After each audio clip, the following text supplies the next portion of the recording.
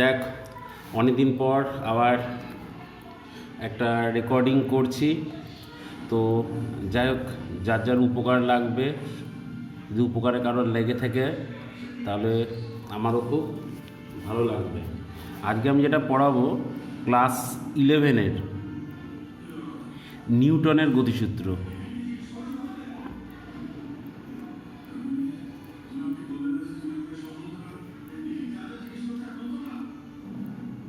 ঠিক আছে, আমি একটু চেষ্টা করব এমনভাবে লেখার যাতে ইংলিশ মিডিয়াম এবং বাংলা মিডিয়াম দুজনারই একটু কাজে লাগে বা উপকারে আসে, সেটাই।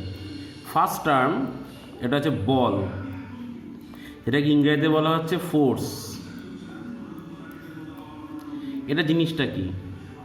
তাহলে এই বল বা ফোর্স একটা হলো ফিজিক্যাল কোয়ান্টিটি, যেটা কোনো একটা বস্তুর ওপর যদি ক্রিয়া হয় বা প্রয়োগ করা হয় তাহলে দেখা যায় ওই বস্তুটা স্থির থাকলে সেখান থেকে গতিশীল হয় বা হওয়ার চেষ্টা করে, অথবা গতিশীল থাকলে তার হয় গতিবেগ আরও বাড়তে পারে বা গতিবেগ কমতে পারে বা নাও কমতে পারে। এই তাহলে এই বল গেল। এবার পরের যে টার্মটা আসছে ভরবেগ। ভরবেগকে ইংরেজিতে যেটাকে বলা হচ্ছে, এইখানে যে ভরবেগ সেটা হচ্ছে রৈখিক ভরবেগ, তাই এটাকে বলা হচ্ছে লিনিয়ার মোমেন্টাম। কি বলছে? Product of mass and velocity. হ্যাঁ, অর্থাৎ কোনো একটা বস্তুর ভর আর বেগ এই দুটোকে গুণ করলে নতুন যে একটা টার্ম আসে সেটাকেই ভরবেগ বলে। তাহলে এইটা ইকুয়াল টু ভর ইন্টু বেগ, তাহলে এটা হচ্ছে এমভি। তাহলে এসআই ইউনিট কি হবে? ভরের জন্য কেজি, বেগের জন্য metre per second. CGS unit কি হবে? তাহলে মাস গ্রাম সেন্টিমিটার পার সেকেন্ড। মাত্রা কি হবে? মানে ইংরেজি যেটাকে ডাইমেনশন বলা হচ্ছে, মাস এম আর ভেলোসিটি এল, টি ইনভার্স গেল। এবার পরের যে টপিকটা আসছে সেটা হচ্ছে নিউটনের গতিসূত্র।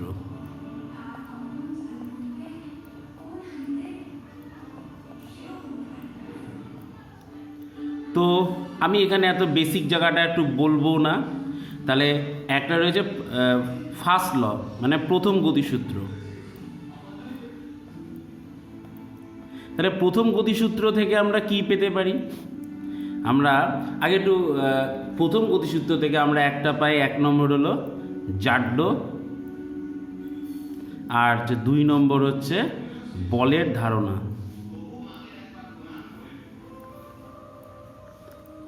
জাড্য কয় প্রকার? 2 প্রকার, একটা স্থিতিজাড্য আর একটা হলো গতিজাড্য। স্থিতিজাড্যটাকে বলা হচ্ছে রেস্ট ইনার্শিয়া, আর গতিজাড্যটাকে বলা হচ্ছে মোশন ইনার্শিয়া। তাহলে এই জাড্যটাকেই বলা হচ্ছে ইংরেজিতে ইনার্শিয়া। ওকে, তো আমরা ছোট ক্লাসে এই ইনার্শিয়া সম্বন্ধে একটু পড়েছিলাম। এখানে আর বেশি কিছু বলছি না। দ্বিতীয় গতিসূত্র থেকে আমরা কি পেতে পারি?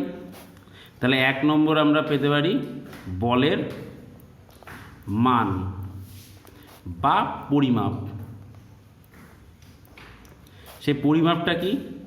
Force F equal to M A, mass into কি অ্যাক্সেলারেশন। ওকে, এইবার আমাদের পরে যে টপিকটা আসছে সেটা হলো নির্দেশতন্ত্র। নির্দেশতন্ত্রকে ইংরেজিতে বলা হচ্ছে frame of reference. Frame of reference এই জায়গাটা একটু বোঝার আছে।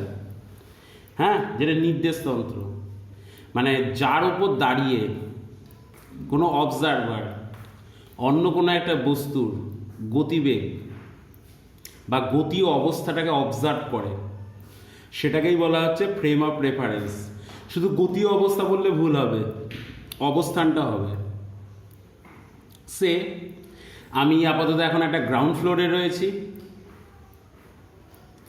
আমি গ্রাউন্ড ফ্লোর থেকে ফার্স্ট ফ্লোর আর সেকেন্ড ফ্লোরে যারা রয়েছে তাদেরকে বললাম যে ও অমুক উঁচুতে, ও তমুক উঁচুতে রয়েছে। আমি যদি গ্রাউন্ড ফ্লোর থেকে থার্ড ফ্লোরে চলে যাই, তখন আমি বলবো যে একটু আগে ফার্স্ট ফ্লোরে যে উঁচুতে ছিল, এইবার আমি তখন তাকে বলবো সে নিচুতে রয়েছে। আমি একটা ছবি দিয়ে বোঝাই যে এই একটা অবজেক্ট পয়েন্ট পি হ্যাভিং মাস এম, আমি যদি এইটাকে ফ্রেম অফ রেফারেন্স বলি, তার এর রেসপেক্টে এটা এইচ হাইটে রয়েছে। আবার আমি যদি এর রেসপেক্টে বলি, তাহলে এইটা আর একটা হাইট হবে, এইটা H1, এটাকে আর হাইট বলবো না, এটাকে বলবো ডেপথ। তাহলে H1 ডেপথে রয়েছে। তাছাড়া আরও উদাহরণ দেওয়া যায়, তোমরা যদি স্টেশনে দাঁড়িয়ে থাকো, স্টেশনটা একটা ফ্রেম অফ রেফারেন্স। তখন তুমি ট্রেনের মোশন দেখছো, আশপাশের ঘরবাড়ি গাছপালার পজিশন দেখছো। আবার উল্টোটা, তুমি যদি ট্রেনের মধ্যে থাকো, তখন ট্রেনের যে প্ল্যাটফর্ম মানে পাটাতনটা, সেটা ফ্রেম অফ রেফারেন্স। তাহলে সেখান থেকে তুমি আবার প্ল্যাটফর্মের বা আশপাশের গাছপালার যে অবস্থান পজিশনটা বা তার মোশনটা তুমি দেখতে পাচ্ছ। যাই হোক, ফ্রেম অফ রেফারেন্স এটা হচ্ছে দুই প্রকার। কয় প্রকার? এটা দু প্রকার। তাহলে এক নম্বর হলো কি? Inertial frame of reference.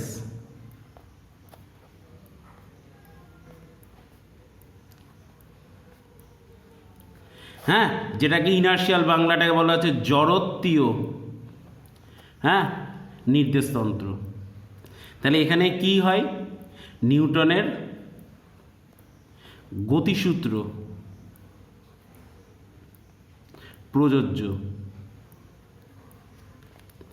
আর এই কোনটাকে তোমার হচ্ছে ইনার্শিয়াল ফ্রেম অফ রেফারেন্স বলে? যেই ফ্রেমটা আইদার রেস্ট স্থির অবস্থায় অর ইউনিফর্ম মোশনে রয়েছে, সুষম গতিবেগে রয়েছে, সেটাকে বলা হয় ইনার্শিয়াল ফ্রেম অফ রেফারেন্স। তাহলে তোমার স্টেশনটা রেস্ট অবস্থায় রয়েছে, তাহলে ইনার্শিয়াল ফ্রেম অফ রেফারেন্স। তুমি যে ঘরের মধ্যে বা উঠোনে দাঁড়িয়ে রয়েছো, সেটাও হবে তাহলে তোমার কি? এই তোমার ইনার্শিয়াল ফ্রেম অফ রেফারেন্স। এবার আসা যাক পরের টপিকটা। তাহলে দু নম্বরটা কি হবে? নন ইনার্শিয়াল ফ্রেম অফ রেফারেন্স। তাহলে নন ইনার্শিয়াল ফ্রেম অফ রেফারেন্স, তাহলে এইটাকে কি বলা হচ্ছে? যেটা হচ্ছে অ্যাক্সিলারেটেড, যে ফ্রেমটা অ্যাক্সিলারেটেড। তো অ্যাক্সিলারেটেড হলে তাহলে কি হবে? এখানে তোমার নিউটনের laws of motion does not valid. তাহলে কি লিখতে পারি? নিউটনের গতিসূত্র প্রযোজ্য নয়। ঠিক আছে? তাহলে তাহলে অ্যাক্সিলারেটেড ফ্রেম অফ রেফারেন্স বা তোমার নন ইনার্শিয়াল ফ্রেম অফ রেফারেন্সটা তাহলে কোনগুলো হবে? এই একটা উদাহরণ দিই। তুমি কোনো একটা প্ল্যাটফর্মের ট্রেনে দাঁড়িয়ে রয়েছো বা বসে আছো, ট্রেনটা রেস্ট অবস্থায় রয়েছে, তখন ট্রেনটা হলো তোমার জড়ত্বীয় নির্দেশতন্ত্র। ট্রেনটা যে স্টার্ট হলো, তাহলে তখন ত্বরণ নিয়ে চলছে। ত্বরণ নিয়ে চলা মানে তখন সেটা কি হলো? অজড়ত্বীয় নির্দেশতন্ত্র, যেটা নন ইনার্শিয়াল ফ্রেম অফ রেফারেন্স। কিছু দূর যাওয়ার পর ট্রেনটা আবার সমবেগে চলছে, ইউনিফর্ম মোশনে, তখন আবার ইনার্শিয়াল ফ্রেম অফ রেফারেন্স। আবার কোনো একটা প্ল্যাটফর্ম, নেক্সট প্ল্যাটফর্ম আসছে, ট্রেনটা আস্তে আস্তে মন্দন ডিঅ্যাক্সিলারেশন হচ্ছে, তখন আবার অজড়ত্বীয় নির্দেশতন্ত্র। আবার ট্রেনটা প্ল্যাটফর্মে এসে দাঁড়িয়ে গেল, তখন আবার জড়ত্বীয় নির্দেশতন্ত্র। তুমি নাগরদোল্লায় রয়েছো, দোল খাচ্ছ, তাহলে নাগরদোলনাটা যেহেতু বৃত্তাকার পথে ঘুরছে, আর বৃত্তাকার পথে ঘুরলে কোনো বস্তুর সবসময় ত্বরণ থাকে, তাই বৃত্তাকার পথে ঘোরা বস্তু যেহেতু ত্বরণ আছে, তাই নাগরদোলনাটা কিন্তু অজড়ত্বীয় নির্দেশতন্ত্র। তাহলে আমাকে এইভাবে প্রতিটা স্টেপে, প্রতিটা মুমেন্টে কোনটা জড়ত্বীয় নির্দেশতন্ত্র, কোনটা অজড়ত্বীয় নির্দেশতন্ত্র বুঝতে হবে। আর একটা কথা এখানে আমার একটু বলে রাখা ভালো, যে এই অজড়ত্বীয় নির্দেশতন্ত্রে, হ্যাঁ, তোমার এখানে কিন্তু তোমার সিউডো ফোর্স, হ্যাঁ, যেটাকে অলিক বলের অস্তিত্ব আছে। বা উল্টো ভাষায় অলিক বলটা দেখতে পাওয়া যায়, বা অলিক বলের কনসেপ্টটা পাওয়া যায় তোমার নন ইনার্শিয়াল ফ্রেম অফ রেফারেন্সে। ওকে, আচ্ছা, এইবার আমি যেহেতু একটা ভিডিও করছি, আমি খুব ইজি জিনিসগুলোকে আমি এখানে রাখার চেষ্টা করছি না, একটু স্কিপ করছি। হ্যাঁ, এইবার আমার পরের টপিক যেটা আসছে তোমার বলের ঘাত। হ্যাঁ, তোমাকে এটা ইংরেজিতে বলা হচ্ছে ইম্পালস অফ ফোর্স।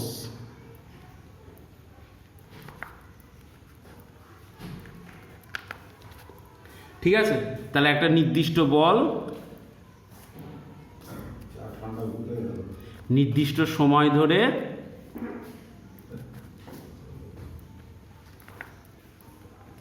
ক্রিয়াশীল। ঠিক আছে, তাহলে এই যে বলের ঘাতটাকে তাহলে আমরা কি বলছি? Equal to force into time.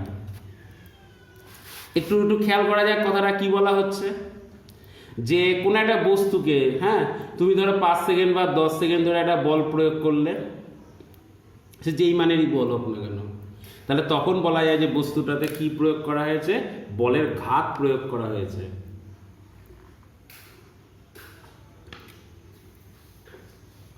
ঠিক আছে, তাহলে এই যে ফোর্সটা প্রয়োগ করলে, সেই ফোর্সটা কিন্তু তোমার কনস্ট্যান্টও হতে পারে অথবা ভেরিয়েবলও হতে পারে।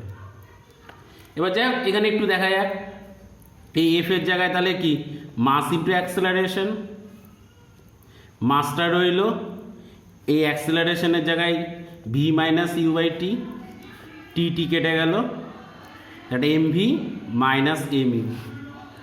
তাহলে এইটাকে তুমি কি লিখতে পারো? ভর বেগের পরিবর্তন। তাহলে এসআই ইউনিট কি হবে? তাহলে ফোর্সের জন্য নিউটন আর টাইমের জন্য সেকেন্ড। সিজিএস ইউনিট কি হবে তোমার? তাহলে ডাইন ইন্টু কি হবে? সেকেন্ড। আর তোমার ডাইমেনশন বা মাত্রা কি হবে? তোমার ফোর্সের জন্য ml t⁻⁻², আর টাইমের জন্য টি, কাটাকুটি করে ml t⁻⁻1। আচ্ছা, তো এটা খুব ইজি অঙ্ক। ধরো 10 নিউটন ফোর্স কোনো একটা বডির ওপর 10 সেকেন্ড ধরে ক্রিয়া করলো, তাহলে বলের ঘাত কত? বল কত বললাম? 10 নিউটন, আর টাইমটা কত বললাম? 10 সেকেন্ড। তাহলে ফোর্স এফ যদি তোমার 10 নিউটন হয়, টাইম টি যদি 10 সেকেন্ড হয়, তাহলে বলের ঘাত is equal two F T. তাহলে এফ এর জায়গায় 10, টির জায়গায় 10, 10 10-এ কত? 100 নিউটন ইন্টু সেকেন্ড। তোমার মনে প্রশ্ন আসতে পারে, যদি ফোর্সটা যদি কনস্ট্যান্ট না থাকে, ভেরিয়েবল থাকে, তো সেই ক্ষেত্রে কি হবে? একটা তর্কের খাতিরে একটা এক্সাম্পল দিয়ে দিই, যে এইখানে এরকম রয়েছে, এইভাবে ফোর্স বাড়লো, তারপর কনস্ট্যান্ট, আবার বাড়লো এতখানি, তাহলে এটা 4 সেকেন্ড, এটা 8 সেকেন্ড, আর এটা 12 সেকেন্ড, তাহলে এটা টি সেকেন্ডে প্লট। তাহলে এইটা হচ্ছে 2 নিউটন আর এটা হলো 4 নিউটন। তাহলে এইদিকে ফোর্স প্রয়োগ হচ্ছে, এটা নিউটন ইউনিটে। তাহলে এখানে দেখো ফোর্সটা ভেরিয়েবল, তাহলে সেই ক্ষেত্রে বলের ঘাতটা কি করে বের করব? তাহলে এইটা ইজ ইকুয়াল টু, দেখো বলের ঘাতের এফ আর টি, তাহলে একটা অ্যাক্সিস এফ আর একটা অ্যাক্সিস টি, তাহলে দুটো অ্যাক্সিসের তাহলে গুণফল, মাল্টিপ্লিকেশন, দুটো অ্যাক্সিস মানে দুটো লেন্থের গুণফলকে এরিয়া বলা হয়। তাহলে বলের ঘাত মানে এইখানে কার্ভটা যে এরিয়া ডেভেলপ করলো সেই এরিয়াটার ভ্যালু হবে, যে কার্ভটা যে এরিয়াটা ফর্ম করলো সেই এরিয়াটার ভ্যালুয়েশনটা মানটাই হবে তোমার বলের ঘাত। তাহলে ভাবা যাক, প্রথমটা একটা ট্রায়াঙ্গেল, তাহলে হাফ, বেস কত 4, হাইট কত 2। পরেরটা একটা রেক্ট্যাঙ্গেল, তোমার এটা হচ্ছে বেস 4, এই যেখানে 4 এটা 8, এর ডিফারেন্সটা কত আসছে 4, আর হাইটটা হলো 2। আবার এটা হলো তোমার কি ফর্মুলা, ট্র্যাপিজিয়াম, তাহলে হাফ প্যারালাল সাইডের যোগ, তাহলে এই একটা প্যারালাল সাইড 2 আর ওই প্যারালাল সাইডটা হলো 4, আর এর ডিস্টেন্সটা কত 4। তাহলে এটা কাটাকুটি করলাম 4, এটা 4 দুগুণে কত 8, আর এটা 4 + 2 6, 6 দুগুণে কত 12। তাহলে আলটিমেট এটা যোগ করে আসছে 12, 20, 24 নিউটন সেকেন্ড। এবার আমাদের পরের টপিক আসছে, আমি বেশি সময় নষ্ট করছি না কারণ ভিডিও যেহেতু হচ্ছে। হ্যাঁ, পরেরটা আসবে ঘাত বল। হ্যাঁ, তাহলে ঘাত বলের ক্ষেত্রে তাহলে তোমার কি হচ্ছে, এটা একটা নির্দিষ্ট বল, সেই দেখো অনেক জায়গায় এটা বৃহৎ মানের বল হতে পারে, তাহলে বৃহৎ মানটাও একটা জায়গায় নির্দিষ্ট মান, তাহলে বলটা দিয়ে খুব একটা ভ্যারি হবে না কথাটা, কিন্তু খেয়াল রাখতে হবে যেটা হচ্ছে খুব ক্ষুদ্র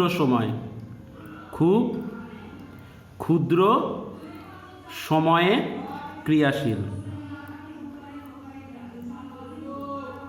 ঠিক আছে, এইবার ক্ষুদ্র সময়টা বলতে কি বোঝাচ্ছে, যত তুমি ক্ষুদ্র ভাববে তার চেয়েও বেশি ক্ষুদ্র হবে। কতগুলো এক্সাম্পল দিলে তো অবশ্যই বুঝতে পারবে। যে ফার্স্ট যে খেলাটা সবাই বোঝো, ক্রিকেট খেলা, ব্যাটসম্যান বলটাকে হিট করলো, আঘাত করলো, তাহলে বলের সাথে ব্যাটের কন্ট্যাক্ট টাইমটা তাহলে অনেক ক্ষুদ্র টাইম। ফুটবল খেলায় গোলকিপার বলটাকে কিক করলো, সেটাও ক্ষুদ্র টাইম, মাঠে যেতে পারছো না, বাদ দাও, তুমি কাঠে একটা কোনো পেরেক পুঁতবা, তাহলে পেরেকের ওপর হাতুড়ি দিয়ে কি হচ্ছে, আঘাত হচ্ছে, হাতুড়ির সাথে পেরেকের কন্ট্যাক্ট, হ্যাঁ টাইমটা, সেটা হলো তোমার ক্ষুদ্র সময়। আমি এই যে এক্সাম্পলগুলো ইউজ করলাম, এগুলোর প্রত্যেকটাই হলো তোমার ঘাত বল, মানে একটা certain force acting on a body for very small interval of time, very small interval of time, then তখন আমরা এই কথাটা বলতে পারবো যে বস্তুটার ওপর ইম্পালসিভ ফোর্স প্রয়োগ হয়েছে। এই ঘাত বলের ইংরাজি ইম্পালসিভ ফোর্স। তাহলে এইটা একটা নাথিং বাট একটা ফোর্স, তাহলে এটি একটি বল মাত্র। তার মানে আমরা নর্মালি যে বলটা বলি কথা, তাহলে সেটাকে আমরা নেক্সট টাইম ঘাত বল বললেও কোনো আমার প্রবলেম আসবে না। তাহলে এর এসআই ইউনিট কী হবে, তাহলে এটা তো বলা লাভ নেই, নিউটন। সিজিএস ইউনিট কী হবে, তাহলে ডাইন। ঠিক আছে, তো এই গেল। হ্যাঁ, তো বাড়িতে পরেরটুকুনি অবশ্যই পড়ো পার্থক্যটা, বলের ঘাত ও ঘাত বল, রাইট। আমরা যে নেক্সট যে জায়গাটা আসবো সেইটা খুবই ইম্পর্টেন্ট, নিউটনের তৃতীয় গতিসূত্র।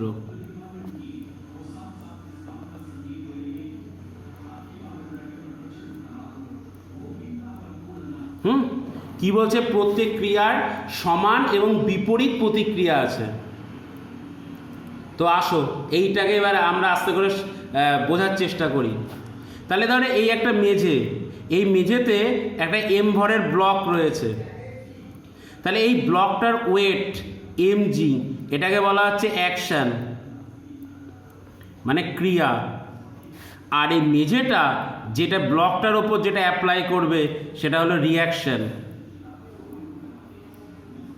যেটাকে বলা হয় প্রতিক্রিয়া।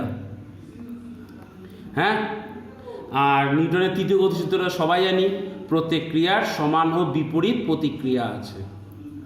তাহলে এই যে ক্রিয়াও আছে, প্রতিক্রিয়াও আছে। এটা খুব ভাবার ব্যাপার।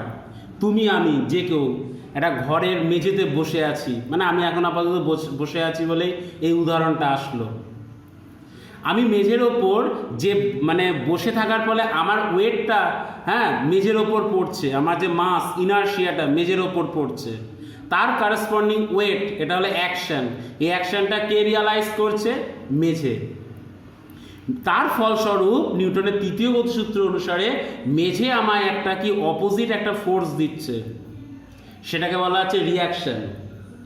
মাথায় রেখো, এই যে অ্যাকশনটা মেঝেটা ফিল করে, অনুভব করে, আর রিয়াকশনটা আমি ফিল করি। কোনো কারণে রিয়াকশনের ভ্যালু যদি 0 চলে আসে, তাহলে কিন্তু তুমি বা আমি নিজেকে নিজে ফিল করতে পারবো না।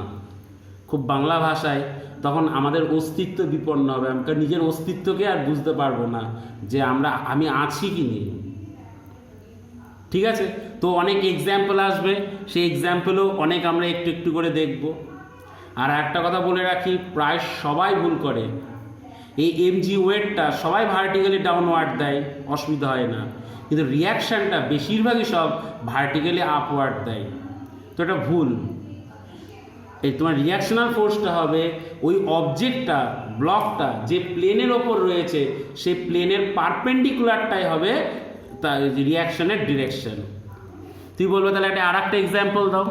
এই যে ধরো এই incline plane, angle of inclination theta, তাহলে এইখানে একটা এম মাসের একটা ব্লক রয়েছে, তার ওয়েট mg ভার্টিক্যালি ডাউনওয়ার্ড, কিন্তু তার রিয়াকশনাল ফোর্স দেখো এই ইনক্লাইন প্লেনের ওপর কি রয়েছে? পারপেন্ডিকুলার রয়েছে।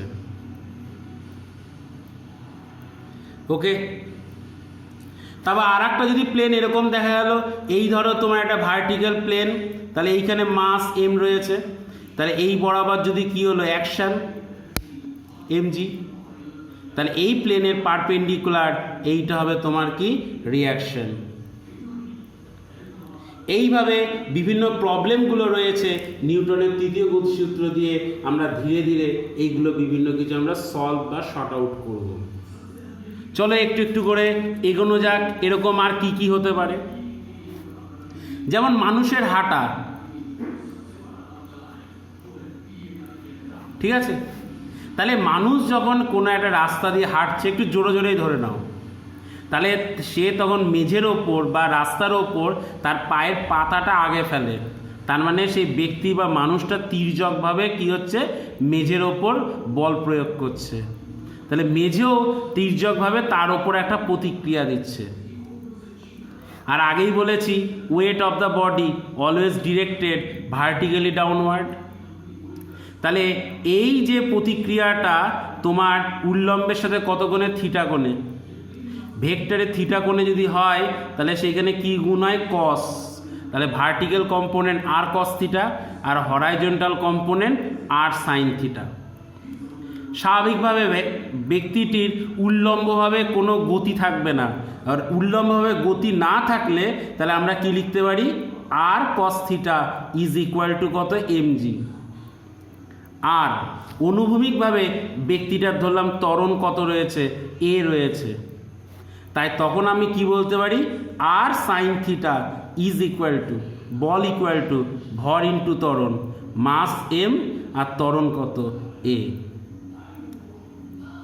ঠিক আছে, এবং আমরা তাহলে এইভাবে দেখতে পাচ্ছি, যদি দুটোকে ভাগ করে দিই, একটা 1 আর একটা 2, 2 ভাগ 1, তাহলে আমরা কি দেখতে পাচ্ছি? আর আর কেটে যাচ্ছে, tan থিটা ইকুয়াল টু কত আসছে? a/g। তাহলে a ইকুয়াল টু কত আসছে তোমার? g tan theta. তার মানে এখানে কি দেখছি? থিটার মান যদি বাড়ে তাহলে এর মানও বাড়বে। অর্থাৎ তুমি উল্লম্বের সাথে যত বেশি কোণ করে যত পা ফেলবে তত বেশি জোরে দৌড়তে পারবে। দেখো মুখে কথাটা বেরিয়ে গেল, সেটা তখনই সম্ভব তুমি যদি দৌড়াও। যত বেশি জোরে দৌড়বা তত মেঝের ওপর তোমার পাটা কিন্তু তত বেশি তির্যকভাবে কী হবে? পড়বে। ওকে, আর আমরা কীরকম দিতে পারি, আরও কিছু তোমার এখন এক্সাম্পল দেবো। এই এক্সাম্পলগুলো খুবই ইম্পর্টেন্ট, একটু ভালো করে অবজার্ভ করো, খেয়াল করো। ধরো এই একটা সিলিং রয়েছে, ঠিক আছে, এই সিলিংয়ে একটা ব্লক কত এম মাসের ব্লক ঝোলানো আছে। তাহলে এই মাসের ওয়েট mg ডাউনওয়ার্ড ডিরেক্টেড, আর এটাকে আমি ইংরেজিতে স্ট্রিং বলছি, সুতো। তাহলে এই সুতোর টেনশন T, তাহলে আমি ধরে নিচ্ছি সুতোটা ছিঁড়বে না, তাহলে tension T equal to mg at equilibrium, সাম্য অবস্থায়, রাইট? হ্যাঁ, তাহলে এই গেল। আর এবার আর একটা ফিগার, ধরো এই একটা তোমার হচ্ছে সিলিং, দড়ি ঝোলানো আছে, দড়িটা এই মাথা আর এই মাথা ফিক্সড। এবার দড়ির তুমি কোনো একটা পজিশনে একটা ওয়েট ঝুলিয়ে দিলে, তার ফলে দড়িটা এবার বেঁকে গেল। যে ওয়েটটা ঝোলালে তার মাস কত m, তাহলে তার কারেসপন্ডিং তার ওয়েট কত mg। তাহলে এই mg ওয়েটটাকে এই দড়ির এই দুটো অংশ কি করবে, ক্যারি করবে, কি দিয়ে, টান দিয়ে। তাহলে এই অংশের টান T1, এই অংশের টান T2। এইটা এখানে কত কোণ উৎপন্ন হলো, θ1, আর এইখানে কত কোণ উৎপন্ন হলো, θ2। এইবার T1কে আমি যদি কম্পোনেন্টে ভাঙি, এটা যদি θ1 হয়, তার এখানে একান্তর কোণ θ1, তাহলে এটা T1 cos θ1। আর এদিকে তোমার ভার্টিক্যাল কম্পোনেন্ট T1 কত, sin θ1। একইভাবে আমি যদি T2টাকে ভাঙি, তাহলে এটা কত আসছে, T2 cos θ2, আর এই দিকে আসছে তোমার T2 sin θ2। ওই আবার একই ভাষায় অ্যাট ইকুইলিব্রিয়াম, সাম্য অবস্থায়। তাহলে left side force equal to right side force, তাহলে T1 cos θ1 equal to T2 cos θ2। আর upward force equal to downward force, আপওয়ার্ডে দুটো ফোর্স রয়েছে, T1 sin θ1 plus T2 sin θ2, আর ডাউনওয়ার্ডে একটা ফোর্স রয়েছে mg। এই আর একটা একটু দেখা এখানে, সে ধরো এই একটা সিলিং রয়েছে, এই এখানে তোমার হচ্ছে এইখানে একটা ব্লক রয়েছে হ্যাভিং মাস m1, এইখানে একটা ব্লক রয়েছে হ্যাভিং মাস m2, আর এইখানে আর একটা ব্লক রয়েছে হ্যাভিং মাস m3। তাহলে দেখো এখানে সুতোর তিনটে অংশ তৈরি হলো, এই অংশটা A, এই অংশটা কত B, এই অংশটা কত C। তাহলে তোমার কোয়েশ্চেন বললো A B C এই তিনটে অংশে সুতোর টান বের করো, ঠিক আছে? তাহলে কোনো চাপ নেবে না। তাহলে দেখো এই A পোর্শনটা এই সমস্ত ব্লকটাকে কি করছে, ক্যারি করছে। তাহলে এইটাকে যদি T1 লেখো, তাহলে T1 ইকুয়াল টু, তাহলে তিনটে মাস মানে m1 plus m2 plus m3 into কত g।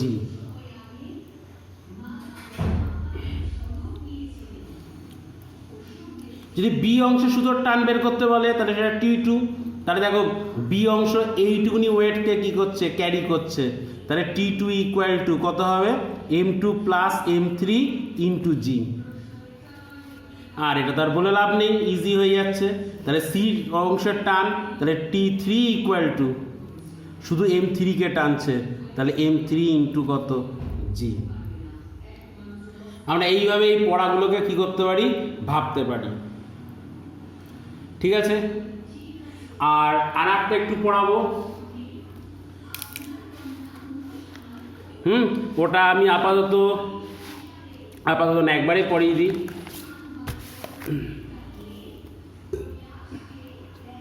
এবার আমরা এইখানে যেটুকুনি পড়লাম সেইটুকুনি তোমার এক ইকুইলিব্রিয়াম, সাম্য অবস্থায়। এবার যদি তোমার এই ব্লকগুলোর মোশন থাকে, গতীয় অবস্থায় থাকে, তাহলে এখানে কি হবে, ব্লক বা বস্তুর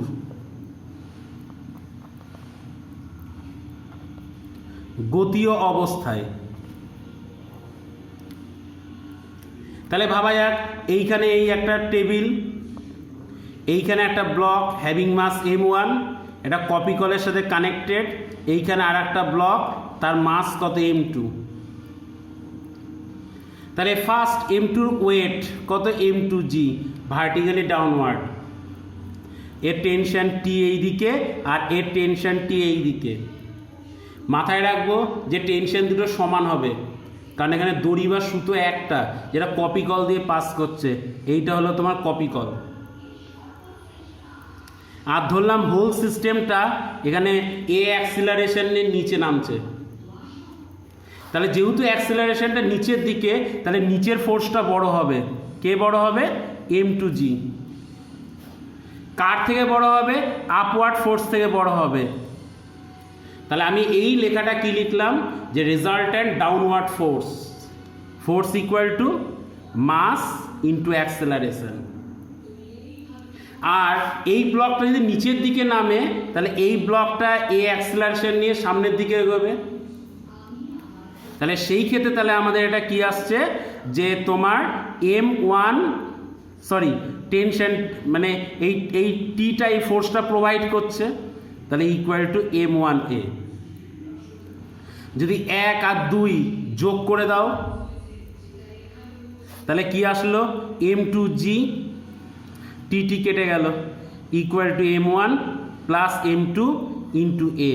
তাহলে a equal to m2 by m1 plus m2 into g. এই রাশিটা যেহেতু 1-এর চাইতে কম, তাহলে a লেস দেন কত আসবে, জি আসবে।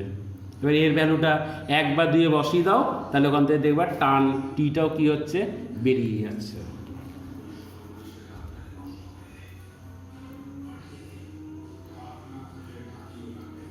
ঠিক আছে। এইবার যদি কপি কলটা এরকম কেস থাকতো,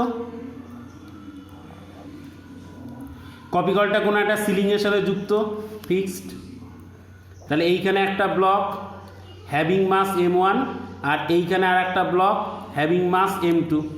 তাহলে ফার্স্ট মাসের করসপন্ডিং ওয়েট, সেকেন্ড মাসের করসপন্ডিং ওয়েট, যেহেতু এখানে একটা দড়ি, তাহলে এখানেও টেনশন টি হবে। সে এই ব্লকটা এ অ্যাক্সিলারেশন নিয়ে নামছে, আর এই ব্লকটা এ অ্যাক্সিলারেশন নিয়ে তাহলে কি হবে, উঠবে। তাহলে m1 ব্লকের ক্ষেত্রে তাহলে ডাউনওয়ার্ড ফোর্সটা বড়, কার চাইতে, টেনশনের চাইতে, তাহলে এইটা equal to mass into acceleration. m2 ব্লকের ক্ষেত্রে তাহলে এটা অ্যাক্সিলারেশনটা উপরের দিকে, তাহলে টেনশনটা বড়, কার চাইতে, ওয়েটের চাইতে, তাহলে এইটা equal to mass into acceleration. প্রথমটা ইকুয়েশন 1, দ্বিতীয়টা 2।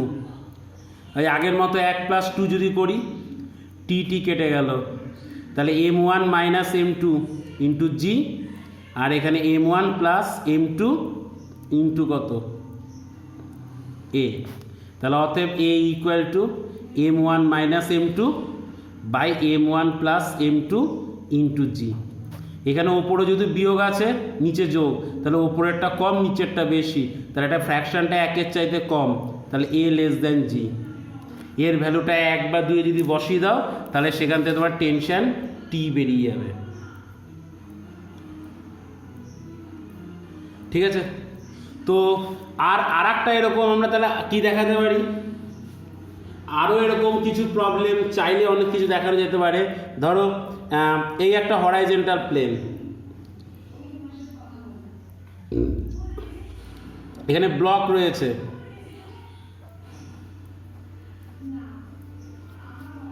চারটে, ব্লকটা স্ট্রিং সুতোর সাহায্যে যুক্ত। প্রথম ব্লকটাকে এফ ফোর্স দিয়ে টানা হচ্ছে, হ্যাভিং মাস m1, দ্বিতীয়টার m2, তৃতীয়টার m3, লাস্টেরটা m4।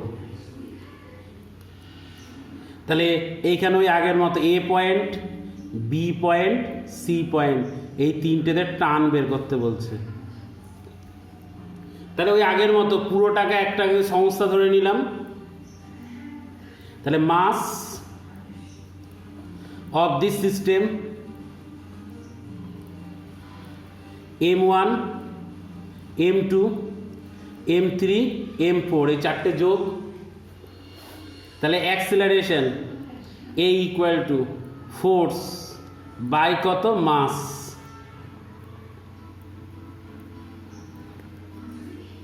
ওকে, এইবার একটা একটা করে বলা হলো T1 এর ভ্যালু, ওই আগের মতো। তাহলে T1 কাকে টানছে? এই তিনজনকে টানছে। তাহলে মাস কার কার হবে? তাহলে তিনজনার, M2 plus M3 plus M4 into acceleration.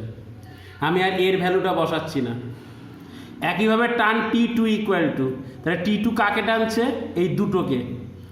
তাহলে M3 প্লাস M4 ইন্টু এ। আর T3 কাকে টানছে? শুধু M4কে টানছে। ওই এর ভ্যালুগুলো বসিয়ে দিলে সুন্দর কতগুলো আমরা মান পেয়ে যাব।